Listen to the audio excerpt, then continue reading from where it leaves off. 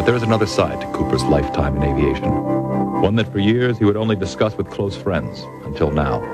It involves his personal encounters with UFOs. For him, it began in 1951 while flying in Europe for the U.S. Air Force. There, Cooper and other pilots witnessed an incident that has never been officially explained. A vast armada of UFOs flying in formation at extremely high altitudes. Recently, Yolanda Gaskin spoke with Gordon Cooper. In this exclusive interview, Colonel Cooper spoke for the first time on television about his encounters with UFOs.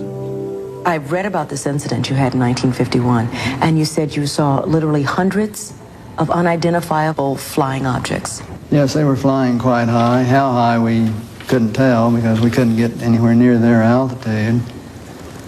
But they were either very large craft way up or smaller craft still well above what we could get to. For a day and a half, all of this happened, but then no one wanted to talk about it. Well, we sent a report forward on it, and the answer that finally came back months later was they were probably high-flying seed pods, which didn't sound very logical. There are always a lot of excuses. There's always the weather balloons. I've heard that one before. In 1951, you couldn't even get close to the things that were flying overhead. You or anyone else that was flying. They were faster, higher.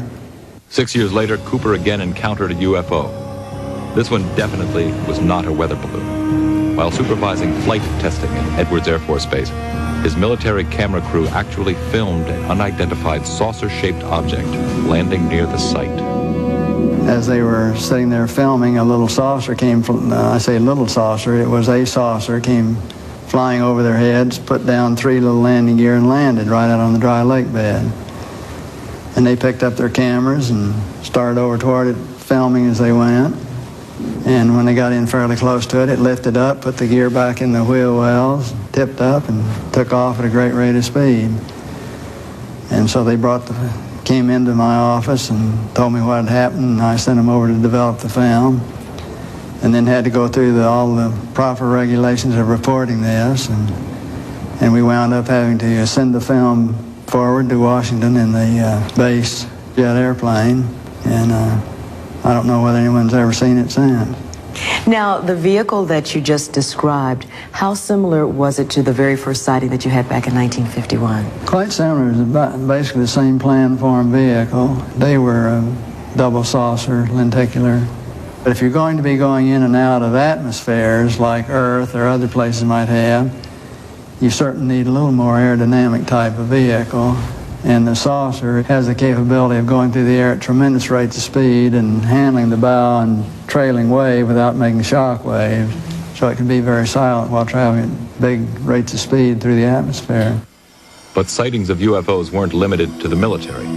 Cooper has commercial airline colleagues who've also seen UFOs. Yes, a friend of mine who's a captain on a major airline at night was flying along, noticed this, suddenly a big glow came off his left wing, and he looked out and this big saucer was sitting right off their wing. And so he turned slide toward it and it moved away, and turned back and it moved back in position, and turned to his co-pilot and said, do you see what I see? And he said, oh God, yeah, I do. And it trailed along with him for quite a period of time, then tipped up, climbed very steeply away.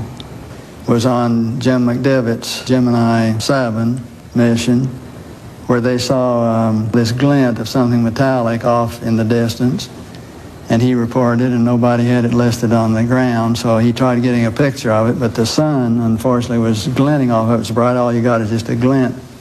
There was no detail on what it was, but never any further sighting at all on it.